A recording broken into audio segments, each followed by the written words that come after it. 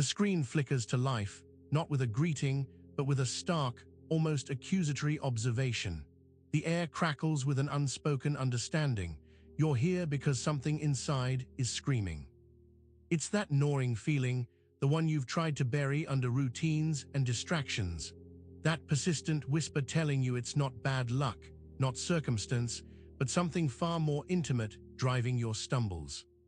Carl Jung saw this in his work. He warned of unconscious loyalties, of psychic chains we forge for ourselves, binding us to patterns that leave us feeling eternally trapped. We think we're making choices, but often we're merely perpetuating an ancient, inherited script. This is the invisible architecture of our own imprisonment. What if that addiction you can't shake, that pull towards self-sabotage, isn't a flaw but a deeply ingrained, almost sacred ritual? What if the voices of unworthiness aren't external demons, but echoes of forgotten truths, warped and weaponized? This video will dismantle the comfortable lie that your pain is accidental. It's a confrontation with the deepest parts of yourself, a journey not towards easy healing, but towards a fierce, unyielding reclamation. We begin with the most fundamental act that betrays the self, the initial step across a boundary that seals our fate. And real quick before we move on, make sure to subscribe and hit the notification bell for more stories just like this. Now let's keep going. You stand at a crossroads, but there's no grand pronouncement, no booming voice from the heavens. It's far more insidious. It's the quiet nod, the almost imperceptible lean, the moment you agree to a path that feels wrong but offers a semblance of belonging. This is not about overt decisions, but the subtle compromises made in the suffocating presence of expectation. Think of ancient rituals. The novice, trembling, steps across a line drawn in dust. It's a boundary that separates the known from the unknown, safety from peril. But sometimes, that threshold isn't a gateway to enlightenment. It's the very wall that keeps the light out, a trap disguised as a transition. This subtle surrender, this unspoken agreement to what is laid before you, can feel like progress. It can feel like maturity, like finally understanding how the world works. But beneath the surface, it's a silent pact, a betrayal of the wild, untamed spirit that yearns for authenticity. You tell yourself you had no choice. You convince yourself necessity dictated the turn, but the psyche remembers. It holds the imprint of that crossed line, marking it as the origin of your confinement, the first step into a self-made abyss. The weight of that single, seemingly small movement anchors you to a destiny that was never truly yours to choose. This initial breach, this crossing of a silent boundary, prepares us for the deeper structures that hold us captive. It leads us to understand the invisible walls we build around our own minds. You've built a world around yourself, meticulously crafted with routines, obligations, and the well-worn paths of familiarity. It feels safe, doesn't it? Predictable, but what if this carefully constructed reality is not a home, but a cage? Carl Jung spoke of a silent cage theory, not of bars and locks, but of psychic structures we erect unconsciously. These are the internal permissions we grant, the boundaries we draw around our own potential, the fears we never confront that become the bars of our prison. We become accustomed to the confines, so much so that the edges of the cage feel like the edges of the world itself. The pain of this confinement isn't a sudden shock. It's a slow, creeping numbness, a dull ache that becomes so familiar it's almost mistaken for peace. You might feel a flicker of longing for something more, a phantom limb twitching with forgotten desires, but the cage silences it. This psychic imprisonment is insidious because it's invisible to the outside world, and often even to ourselves. We are the jailers and the incarcerated, locked in a cycle of self-limitation without ever realizing the door was always ajar. The true horror is not being trapped, but forgetting that a world exists beyond the bars.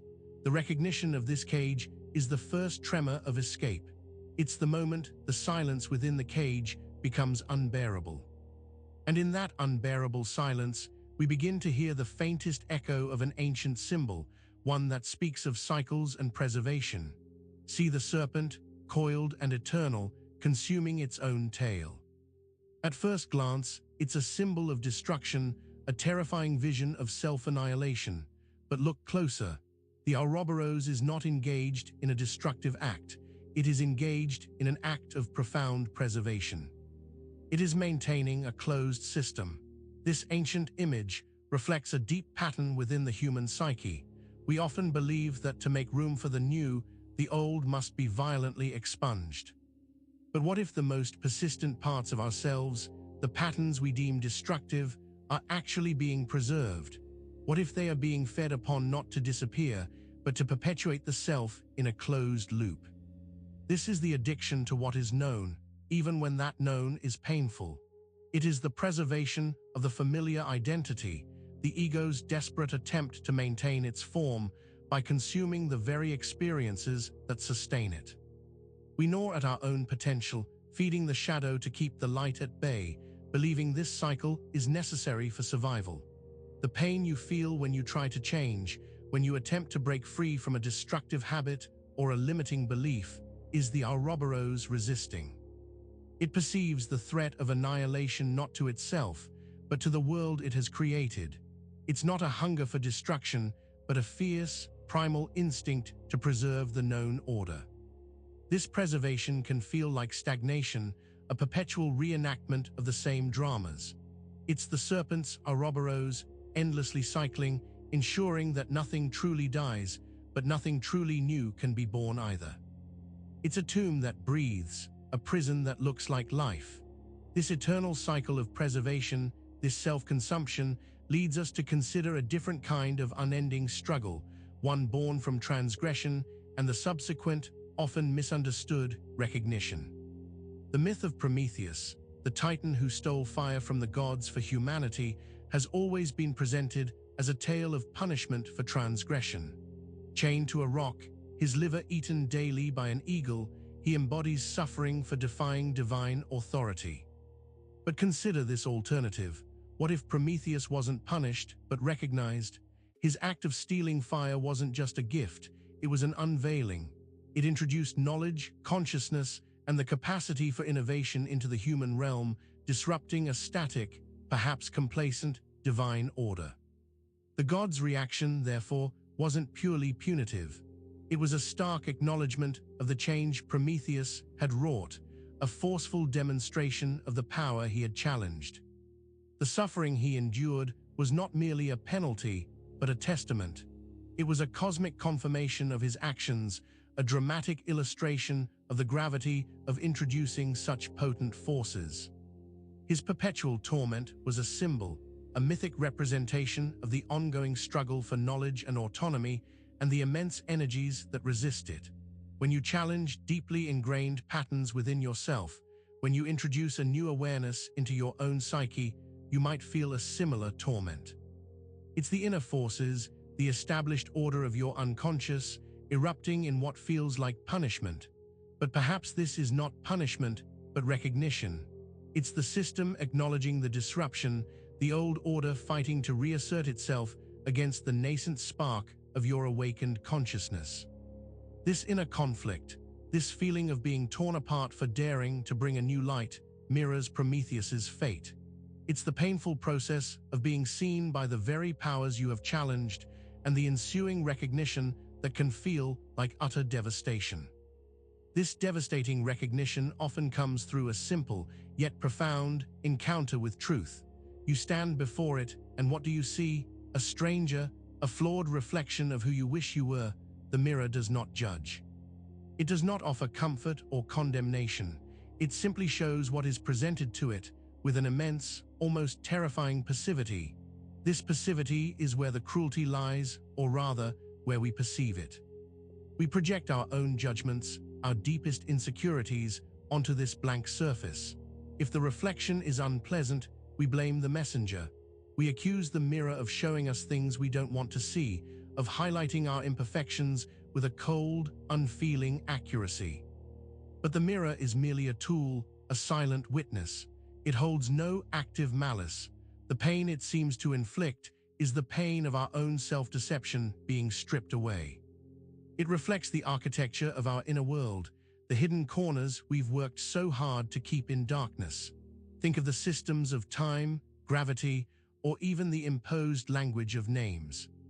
These are external structures, yes, but they mirror the internal architecture of our minds, the constraints we've accepted, the boundaries we've internalized. The mirror doesn't create these, it simply reveals them. The weight you feel, the sense of being judged by your own image, is the consequence of confronting what you have ignored. It's the recognition that the distortions in the reflection are not flaws of the glass, but the carefully constructed distortions within yourself. This confrontation with the passive truth prepares us for the powerful, yet often deceptive, nature of the forces we believe guide us. There's a comforting weight to authority, isn't there? The steady hand, the pronouncements of truth, the promise of order. We are conditioned from our earliest moments to seek it, to trust it, to lean on its perceived strength. But what if the authority we defer to is not a source of stability, but a carefully constructed lie? What if it's a familiar echo of internal confusion? This familiar lie often masquerades as wisdom, as experience, as the established way of things. It can be the pronouncements of leaders, the doctrines of institutions, or even the internalized voices of parents and mentors. We abdicate our own discernment, trading the messy work of self-knowledge for the seductive ease of unquestioning obedience. This dependency creates a psychic void. When we outsource our decision-making, our values, our very sense of self, we leave a vacuum at our core. This void is precisely what the familiar lie thrives on. It fills that emptiness with narratives that keep us compliant, that prevent us from recognizing the inherent authority within ourselves. The chains of this false authority are invisible. They are forged in the fear of solitude, the fear of making a mistake, the fear of being wrong. And like any good lie, it's built on a foundation of what feels true, what has always been presented as true, making it incredibly difficult to dismantle. When this authority crumbles, or when we begin to question its validity, the ensuing disorientation can feel like a profound loss. We are left adrift, facing the vast, uncharted territory of our own inner landscape for the first time, a landscape populated by a very specific kind of feeling. You feel that sense of lingering abandonment, don't you? A hollow space where a protective hand should have been, a quiet ache for a belonging that never quite materialized. This is the echo of the orphan archetype, a primal wound that surfaces when true parental figures or supportive structures fail to provide genuine nurture. This isn't always about literal parental absence. It's about the absence of authentic guidance, of unconditional acceptance, of the stable foundation a child needs to develop a secure sense of self. When this foundation is shaky, we become orphans of the soul, perpetually searching for a parent figure, a source of validation outside ourselves. And who steps in to fill that void? Often, it's the false parent. This isn't a malicious entity, but a projection of our own unmet needs onto external sources that mimic authority or care, but lack genuine substance. It could be a charismatic leader, a demanding ideology, or even a destructive relationship pattern that promises security but delivers dependency and control. We cling to the false parent, mistaking its control for protection, its pronouncements for truth, because the alternative, facing the raw vulnerability of the orphan, is too terrifying. The orphan fears being truly alone, truly unguided, so it will latch onto anything that offers a semblance of structure, even if that structure ultimately harms it. This dynamic perpetuates the cycle of seeking external validation. We remain children in spirit, never quite growing into our own power, forever tethered to the illusion of a parent who will finally provide what has always been missing. This quest for external fulfillment often leads us to a place that offers ease, but at a profound cost. We are sold a vision, a gleaming promise of paradise, a state of effortless bliss. Heaven, the ultimate reward, and Eden, the prelapsarian ideal, are often presented not as states of being, but as destinations, rewards for adherence. This framing transforms divine grace into a cosmic transaction. Think of the narrative, Follow these rules, adhere to this doctrine, perform these rituals, and you will earn your place in paradise. The pursuit of enlightenment or spiritual fulfillment becomes a marketplace exchange. Your virtue is currency, your obedience is collateral. This is Eden as a contractual agreement, heaven as the promised payout. This transactional understanding breeds a subtle, pervasive anxiety. It infiltrates our spiritual lives, turning genuine connection into a performance of piety. We are not seeking to become divine, but to achieve divinity as a prize. This leaves us perpetually striving, perpetually anxious about whether we are doing enough, whether our spiritual credit is sufficient. The absence of this transactional framework is what true spiritual realization requires. It demands a surrender that cannot be bargained for, a state of being that cannot be earned. When our understanding of the divine is steeped in a quid pro quo, we are actively preventing ourselves from experiencing the unconditional nature of existence. This focus on external reward, on a paradise to be gained, distracts from the internal landscape where true transformation occurs. It's a subtle form of control, an agreement to play by a set of rules that keeps us focused on the finish line rather than the journey within. And this journey within, this deep dive into the self, can often feel like a descent into profound quietude. There's a societal narrative that paints emotional numbness as a pathology, a disorder to be cured, a sign of something fundamentally broken. We are told to feel, to express, to connect, and any deviation from this is seen as a malfunction. But what if numbness is not a symptom of absence, but a form of profound, albeit unconscious, devotion? Consider the mystics, the ascetics, the spiritual seekers who chose lives of extreme discipline. Their detachment from worldly pleasures, their suppression of intense emotions, were they disordered? Or were they channeling a deep, unwavering devotion towards a higher purpose, believing that shedding the ephemeral was necessary to grasp the eternal? Numbness can be the psyche's way of shielding itself from overwhelming pain, a desperate attempt to maintain equilibrium when the external or internal world is too much to bear. It's a temporary cessation, a quietude sought not out of disorder, but out of an overwhelming need for peace, a devotion to survival, even if that survival means sacrificing vibrancy. This is not to glorify suffering, but to reframe the experience. When you feel a dulling of emotions, a disconnect from the vibrant tapestry of life, it might not be a failure, it could be a sacrifice. It could be the quiet devotion of a system trying to protect itself, trying to endure what feels unendurable. This is the price of holding steady, of preserving the inner architecture against external storms. It's a devotion to maintaining the self, even when the self feels empty. This deep stillness, this quiet resilience, leads us to understand the subtle forces that guide our every action. The urge to disrupt, to dismantle, to throw a wrench into the perfectly oiled machinery of your own progress. It feels inherently destructive, doesn't it? We label this inner force the saboteur, the enemy within, the reason why well-laid plans crumble into dust. But what if this saboteur isn't interested in destruction at all? What if its sole purpose is preservation?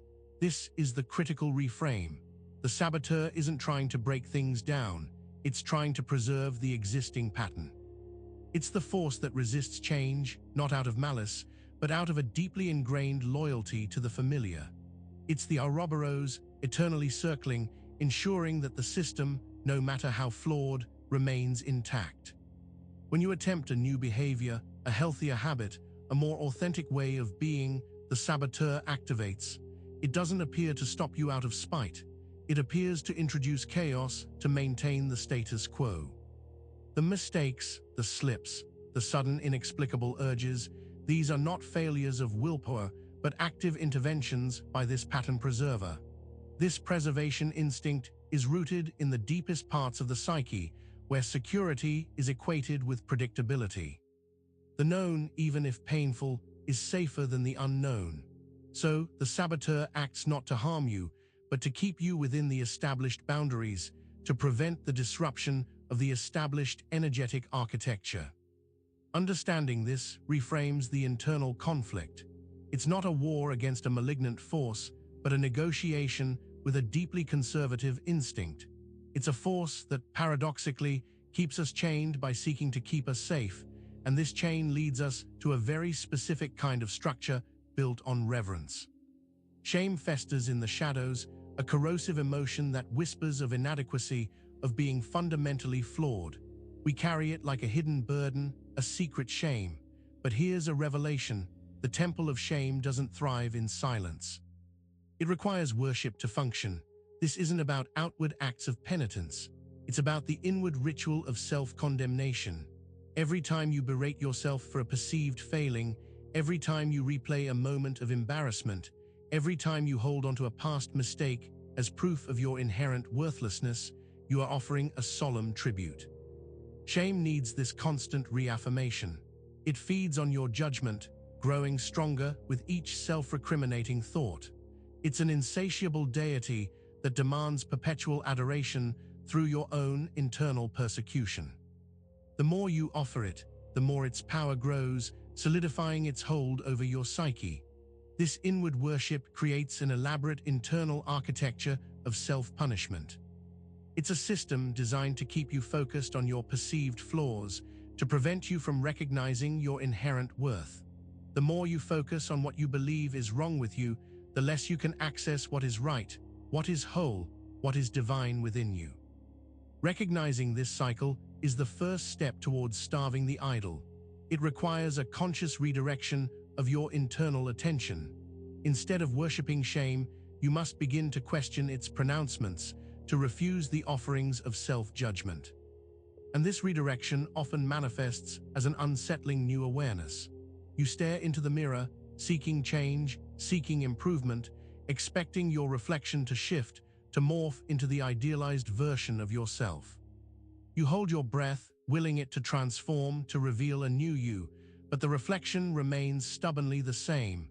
The mirror isn't shifting, it's waiting. This is the cruel paradox of stasis. We long for movement, for evolution, for a different reality, but we resist the very actions that would initiate it.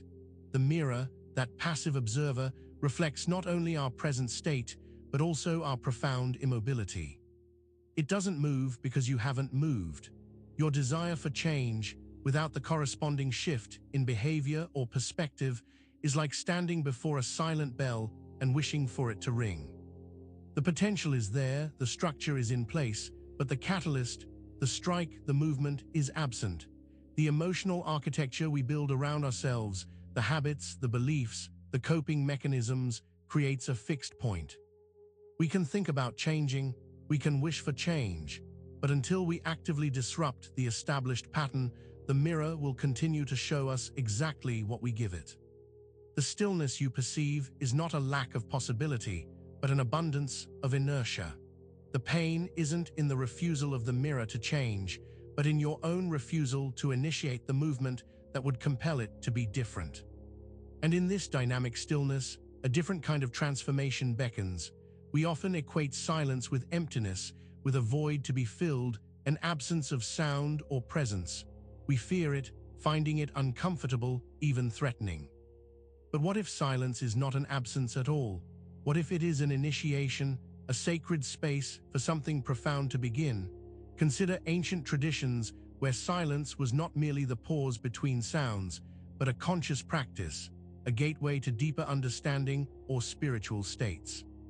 It was an active engagement, not a passive void. In moments of true silence, the clamor of the external world recedes and the subtle whispers of the inner world can finally be heard. This is the initiation. Silence doesn't mean nothing is happening. It means the usual happening has ceased, creating space for something else, something more fundamental to emerge. When you quiet the incessant noise of your own thoughts, your anxieties, your daily distractions, you are not becoming absent. You are creating the perfect conditions for your own inner architecture to reveal itself. The discomfort we feel in silence stems from this very initiation. It's the disquiet of standing at a threshold where the familiar world fades and a new, unmapped territory begins. The fear of what might emerge in that quiet space is the fear of transformation itself. This initiated silence can feel disorienting, even frightening, because it strips away the distractions that keep us tethered to our false selves. It demands a confrontation with what lies beneath the surface, and this confrontation, this descent into true self-awareness, can feel deeply unsettling. It feels like betraying everything you thought you knew. The moment you taste true freedom, the authentic liberation of shedding the masks, the roles, the inherited narratives, it doesn't feel like relief. It feels like betrayal. Betrayal of the familiar, betrayal of the people who expect you to remain confined, and perhaps most profoundly, betrayal of the self you thought you were. This is not the freedom of escape, but the freedom of integration. It's the raw, unvarnished self emerging, stripped of all pretense. And this emergence is terrifying because it challenges the deeply ingrained systems that have provided a semblance of structure, even if that structure was a prison. When you stop conforming, when you cease playing the assigned role, the world around you shifts. Those accustomed to your predictable reactions, your pliant nature, may resist. They may view your authenticity as defiance, your newfound self-possession as rebellion.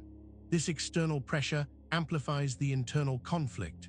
You've spent so long adhering to external and internal rules that stepping outside them feels like a violation. The comfort of the cage, the predictability of the performance, becomes a perverse sense of security. True freedom, therefore, can manifest as a profound disorientation, a sense of being adrift without the familiar landmarks of your old identity. It's the price of becoming real. It's the unsettling realization that the peace you thought you were seeking was an illusion, a mirage created by your own stagnation. This realization leads to the ultimate confrontation, an end that is not an ending, but a beginning of a different kind of struggle. The journey doesn't end with a gentle dawn and a calm, sun-drenched meadow. The awakening, the moment the veil is lifted, is not a pass into serene tranquility. It is the declaration of war. A war against the false name you've carried, against the borrowed identity, against the entire edifice of the life you constructed on illusion. This struggle is inevitable because the ego, the architect of your false self, does not surrender its power willingly. It will fight tooth and nail to preserve the familiar narrative. The peace you might have imagined after shedding your delusions is a mirage. True liberation requires dismantling the very foundations of your perceived existence. The war is fought not with weapons, but with relentless awareness. It's the constant vigilance against the old patterns resurfacing, the insidious whispers of unworthiness returning, the seductive pull of the false name trying to reassert its dominion. This is the battle for authenticity, a continuous unfolding of truth against the ingrained structures of deception. There is no arrival, no final state of healed. There is only the ongoing process of dismemberment and reconstruction. It is a terrifying freedom, this war with the phantom you once were. It's a brutal reclamation, not of peace, but of an unyielding, uncompromised self. Now that concludes this video. Make sure to subscribe for more videos and hit that notification bell so you never miss a new video. We'll see you in the next one.